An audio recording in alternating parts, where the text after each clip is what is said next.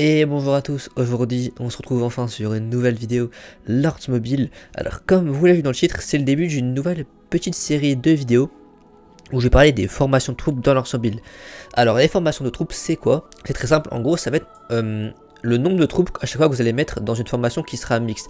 Donc une formation où on va mettre par exemple des archers, de la cavalerie et de l'infanterie. On va pas parler de catapultes dans cette vidéo, mais donc c'est sur ce sujet là qu'on va parler durant cette vidéo et quelques autres vidéos. Donc on va voir à chaque fois différentes formations de troupes et différents stuff à mettre pour ces formations, les avantages, les inconvénients de ces formations de troupes, l'utilité aussi, quand utiliser ces formations, pourquoi les utiliser, qu'est-ce qui change, qu'est-ce qu'il faut pas faire, etc., etc. Donc avant de commencer directement avec la formation qui va nous intéresser, donc qui est la 4-2-4, donc en fait les formations c'est un nom très simple, c'est à chaque fois juste des chiffres, donc c'est assez facile à retenir. Du coup cette vidéo va parler de la 4-2-4 comme vous l'avez vu dans le titre, mais avant du coup d'aborder directement le sujet principal de la vidéo, je vais vous montrer en fait comment faire les formations de troupes. Donc là ça va s'appliquer à n'importe quelle formation, toute formation de troupes que vous voulez faire, bah, ça va se passer juste ici. Donc vous allez aller dans éditer bataillon qui se retrouve dans des recherches. Et du coup on retrouve déjà deux formations que j'avais créées pour la vidéo. Donc la 4-4-2 et la 4-2-4. Ensuite on a des trucs comme ça. Donc je vais tout simplement vous montrer comment faire les formations. Alors ça va être très simple. Ici on a le ratio de troupes à chaque fois qu'on doit mettre pour faire la formation qui nous intéresse tout simplement. Donc imaginons que vous voulez faire un 4-2-4. Bon, c'est vraiment tout simple. Ici vous avez juste à mettre 4. Vous mettez 2 et vous mettez 4. C'est dans l'ordre à chaque fois, 4, 2, 4, ça correspond à 4 pour l'infanterie, 2 pour les archers et 4 pour la cavalerie. Catapulte, vous laissez à 0. Et ensuite pour les ratios de troupes, ce que je vous conseillerais de faire, c'est de ne pas mettre 100% à chaque fois de vos plus hautes troupes, sauf si vous en avez rien à foutre et que vous avez une tonne de troupes en réserve.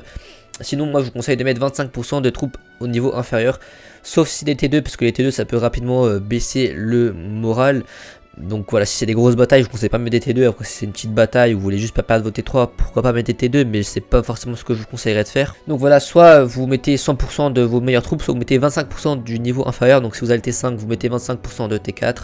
Si vous avez que les T4, vous mettez 75% de T4 et 25% de T3. Et ensuite pour les T2, vous faites la même chose ou pas. Je vous conseillerais pas vraiment personnellement, mais c'est vous qui voyez évidemment si vous voulez perdre des troupes ou si vous ne voulez pas en perdre. Et du coup si on a bien fait les choses comme il fallait, vous faites sauvegarder. Vous allez aller du coup dans l'ensemble que vous venez de créer et vous aurez une formation de ce type là. Donc ça correspond, si vous avez fait comme moi, à 25% et 75%, à 8, 3, 8 et à chaque fois ici un 25, 10, 25. C'est des maths, c'est des proportionnalités, etc. Donc voilà à quoi ça peut ressembler.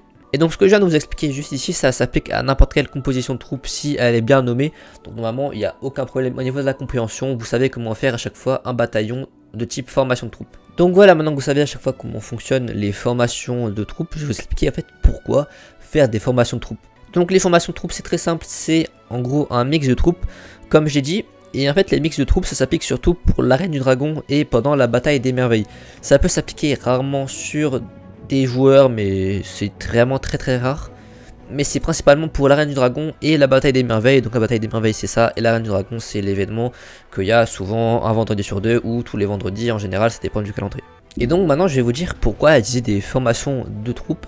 Donc tout simplement en fait, imaginons que vous ayez une bataille des merveilles. Si à chaque fois vous attaquez un monotroupe, ça veut dire une seule troupe, bah en fait ce serait à chaque fois extrêmement simple de reprendre votre bâtiment. Imaginons que vous battiez un mec parce qu'il est en full infanterie et vous mettiez du coup full cavalerie. Bah le mec a juste à renvoyer full sniper et à chaque fois en fait vous vous entre-défoncez entre guillemets parce qu'une troupe a toujours une faiblesse. Alors que le but de la formation de troupe justement ça va être de mettre un mix, à chaque fois de faire en sorte que le mix puisse toujours avoir un certain avantage sur la composition de l'autre adversaire. Donc par exemple quand vous faites un 4-4-2, bah cette 4-4-2 là va l'emporter sur une autre formation qui va encore se faire battre une autre fois sur une autre formation. Ça va bien faire un monotroupe, sauf que c'est un monotroupe un peu plus complexe et qui est déjà beaucoup plus compliqué à combattre vu qu'en fait vous avez 3 types de troupes.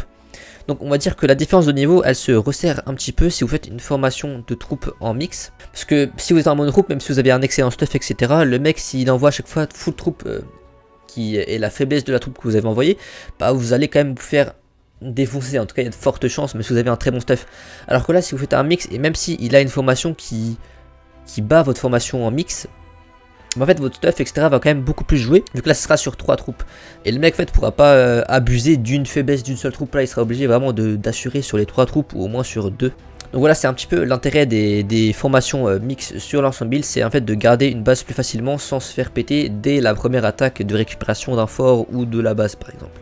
Les formations de troupes en mix, ça peut être utilisé très tôt dans le jeu. Croyez pas que c'est vraiment quelque chose réservé aux joueurs.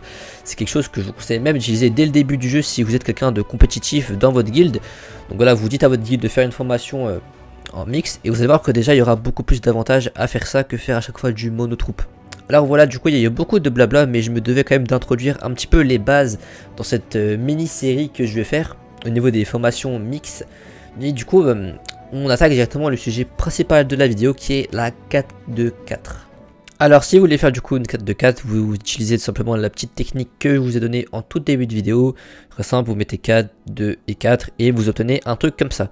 Donc si vous avez fait les 75 et 25, ça fait de la 8-3-8 et sinon bah ça fait un truc normal. Du coup, la 4-2-4, du coup je vais vous donner les avantages, les inconvénients, etc. Du coup je vais vous dire plein de trucs. Alors au niveau des avantages de la 4-2-4, faut savoir que c'est l'une des formations les plus simples à utiliser. C'est vraiment quelque chose de facile à comprendre et à prendre en main, tout simplement à mettre en place sur le champ de bataille. Et ce qui est aussi très facile avec la 4-2-4, c'est que c'est utilisable pour tous les types de phalanges et de rangées sauf les rangées en cavalerie. Donc voilà, 4-2-4, vous mettez égal toutes les formations sauf rangée cavalerie, surtout pas de rangée cavalerie avec la 4-2-4, mais sinon vous pouvez mettre tout type de phalange et de rangée et je vous expliquerai ça juste après. Je vais ensuite vous montrer les talents qu'il faut mettre pour quelqu'un qui veut utiliser de la 4-2-4. Alors les talents, je sais que c'est quand même réservé aux joueurs si vous devez à chaque fois changer de talent pour chaque début de bataille. Je sais que ça peut coûter rapidement très cher en gemmes ou en pièces de guild, mais essayez quand même de faire ça un maximum parce que les talents c'est vraiment quelque chose qui fait pas mal la différence.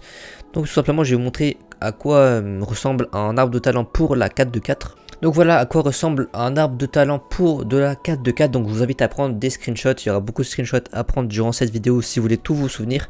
Mais en gros ce que vous faites c'est que vous mettez 5 sur 5 en attaque d'escouade et pour les 3 premiers vous mettez que du 3 sur 15 parce que c'est pas vraiment intéressant les premiers arbres de recherche au niveau de l'attaque des troupes.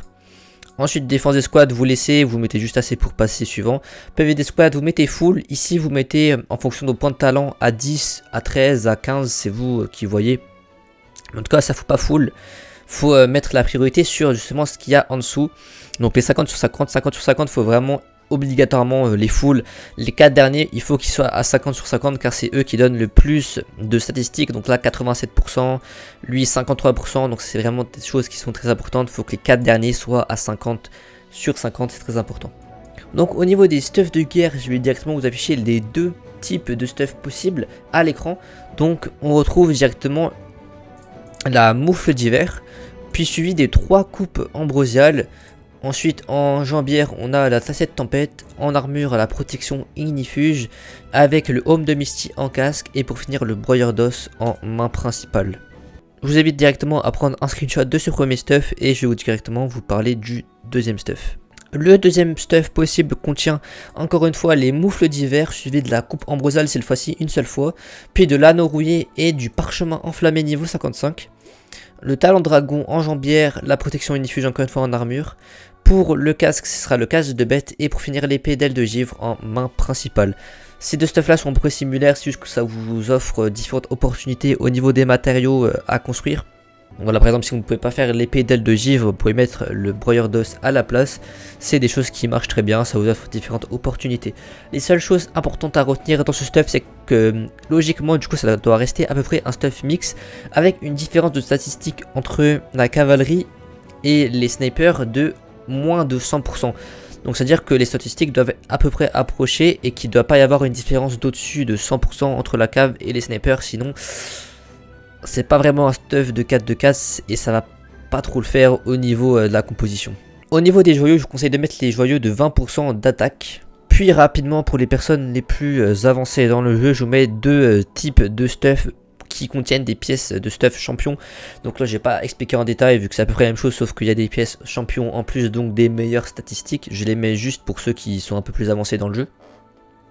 Donc voilà, du coup n'hésitez pas à prendre un petit screenshot et directement on passe au suivant. Et donc directement on va passer à la formation des héros à mettre en 4-2-4. Donc premièrement j'ai parlé des héros pay to win et ensuite des héros free to play. Donc les héros pay to win, je vais vous afficher ça en screenshot. Donc vous pouvez voir qu'il y a deux compositions différentes, je vous conseille de prendre un petit screenshot, c'est la meilleure composition en termes de héros à faire pour de la 4-2-4. Et ensuite au niveau des héros free to play, je vous mets les mêmes screenshots pour des héros qui sont plutôt free to play. Donc un avec le veilleur et un autre sans le veilleur. Donc voilà, je vous laisse prendre un petit screenshot de ces compositions de héros. Donc majoritairement ce qu'on essaie de faire c'est d'essayer de garder un petit équilibre en fonction des types de troupes et surtout d'améliorer un maximum tout ce qui est attaque d'armée, PV max d'armée, etc., etc. Donc voilà, c'est des compositions qui marchent très bien. Du coup, je vous invite à prendre un petit screenshot pour les pay to win et les free to play en fonction de votre type de jeu. Ensuite, le dernier point un petit peu relou avant la formation, ça sera les familiers. Alors comme pour les héros, du coup, je vais vous mettre des screenshots pour ceux qui sont qui mettent de l'argent dans le jeu et pour les free to play. Donc voilà du coup le screenshot pour les personnes qui mettent de l'argent dans le jeu. Donc du coup on remarque qu'il y a quand même beaucoup de familiers qui sont payants et qui ne seront jamais obtenables par les personnes qui ne mettent pas d'argent dans le jeu. Du coup voilà, c'est les meilleures compositions à faire. Je vous invite du coup à prendre un petit screenshot et essayer de faire de votre mieux au niveau des compositions. Il y a quand même largement le choix. Si vous n'avez pas un familier, il y a toujours une autre composition qui peut compenser ce manque de familier, pardon. Du coup normalement il y a forcément une formation qui correspond à peu près au familier que vous avez. Et si vous n'avez pas du tout ça, bah, vous avez juste à recopier la formation free to play que je vais juste vous mettre à l'écran tout de suite. Et donc voilà, ça c'est vraiment des familiers obtensibles très facilement sans le pacte 4. Il me semble que c'est que des familiers du pacte 3. Donc on a du coup l'aigle qui est obtensible avec le pacte 3. Ouais voilà, on a Griffon, on a le petit Diablotin, on a Trickstar, que des héros obtensibles pacte 3 ou pacte 2A, 2B. Donc c'est vraiment des héros très simples à avoir, du coup voilà. Et maintenant on va passer au point le plus intéressant de la vidéo, ça va être les formations, en gros les faiblesses et les points forts du coup de la 4-2-4 et en fonction aussi des phalanges et des rangées à mettre en fonction de ce qu'il y a en face en fait, tout simplement. En même temps que ma petite explication, je vais vous mettre un petit schéma à l'écran, c'est un schéma très simple qui résume plutôt bien ce qu'il faut faire, etc. Donc on est en 4-2-4, on rappelle, et tout simplement les rangées et les phalanges à mettre en fonction de ce que l'adversaire met, ça va être tout simplement quand l'adversaire a la même formation que vous, c'est-à-dire un 4-2-4, vous passez en phalange cavalerie. Jamais de rangée cavalerie, phalange cavalerie si la personne est aussi en 4-2-4 comme vous. Si en face la personne est en 4-4-2, faut vous placer en phalange infanterie. Et si la personne en face est en 2-4-4, vous passez en phalange sniper. Alors je sais que ce que je viens de vous dire, si vous êtes un débutant, ça peut donner quand même un petit peu mal au crâne. Donc ne vous inquiétez pas, si vous êtes perdu dans ce que je viens de vous dire, et ça peut être compréhensible, si vous faites de la 4-2-4, utilisez simplement une phalange sniper. Si vous êtes vraiment paumé et que ça capte pas dans votre cerveau, faites ça 4-2-4 et vous mettez toujours une phalange sniper. Après c'est un petit peu dommage, du coup si vous voulez vraiment comprendre et si vous voulez comprendre vraiment, ce que je vous invite premièrement à faire, ça va être simplement de faire vos petits tests chez vous pour déjà reconnaître la formation de l'adversaire. Parce que en fait c'est très simple, si vous espionez un mec et que vous savez pas quelle formation est là, bah déjà c'est foutu pour vous, vous n'avez pas en fait de quoi riposter, vous ne savez pas ce qu'il y a en face, du coup vous savez pas si vous êtes en phalange infanterie, phalange sniper, phalange cavalerie. Donc ce que je vous invite à faire, c'est tout simplement de revenir comme au début de la vidéo dans votre bataillon d'édition et de faire ce que je vous ai dit en début de vidéo. Donc imaginons vous savez pas à quoi ça ressemble pardon, à un 2-4-4, bah c'est très simple, 2-4-4, et vous essayez avec différents ratios de troupes. Donc là imaginons que les mecs fait que du full, qui se fait que rejoindre avec full T4, bah vous mettez du coup 100% de T4 et vous voyez à peu près à quoi ressemble un 2-4-4. Et ce que je vous conseille de faire en général, parce que comme c'est souvent le bordel, c'est de pas forcément faire un full parce que ça sera jamais full 100% respecté. Donc ce que je vous conseille de faire par exemple, c'est de mettre 75% et 25%. Donc c'est à peu près ce qui est dans la réalité et dans l'effort environ, c'est à peu près ça. Pour que vous puissiez à chaque fois reconnaître différentes formations. Du coup je vous conseille de faire ça à chaque formation que vous ne connaissez pas, où vous appliquez ça, ce que je viens de vous dire. Vous mettez un petit screenshot si c'est nécessaire, sinon vous enregistrez dans vos têtes à quoi ressemble chaque formation. Comme ça dès que vous espionnez, vous savez, ah ça par exemple c'est du 2-4-4 et je sais quoi mettre face à du 2-4-4. Et donc du coup face à du 2-4-4 c'est phalange sniper. Et si mes explications ne vous ont pas du tout convaincu, comme je vous l'ai dit juste avant, restez tout simplement en phalange sniper. Ça peut faire le taf, mais du coup il y aura plus de possibilités de défaite, mais ça fait quand même le taf si vous êtes perdu et que vous voulez juste jouer sans vraiment que votre cerveau commence à bouillir. Je vous mets ensuite un autre screenshot que je vais pas forcément commenter parce que là c'est des formations de troupes qui seront déjà moins utilisées, qui seront déjà plus réservées à haut niveau. Mais en fait en général c'est toujours la même chose, vous avez juste à regarder à quoi correspond une faiblesse et une force d'une formation. Vous regardez à quoi ressemble la formation si vous ne savez pas à quoi elle ressemble. Et après vous êtes forcément prêt à faire la guerre vu que je vous ai expliqué tout ce qu'il fallait faire pour la 4-2-4 au niveau des stuffs, des phalanges, des familiers, des héros et des points de talent. En termes de repères, il ne faut pas que vous soyez totalement dans le fou et que vous appliquiez que ce que je vous ai dit et que vous puissiez à chaque fois un petit peu changer les choses, etc. et faire à votre sauce pour que vous puissiez à chaque fois vous adapter. Mais en fait, ce sera pour la 4-2-4. La phalange infanterie est meilleure que la phalange cavalerie. La phalange cavalerie est meilleure que la phalange sniper. Et la phalange sniper est meilleure que la phalange infanterie. Ça c'est pour la 4-2-4. Parce qu'en fait le but de l'opération là, ça va être toujours de préserver les troupes qui sont derrière là. Donc là, peu importe la phalange, le but sera toujours de préserver les troupes tout au fond. Et ce seront ces troupes là qui vont faire le plus de dégâts là. Donc c'est un petit peu ce que j'avais expliqué dans ma vidéo au niveau des phalanges et des rangées.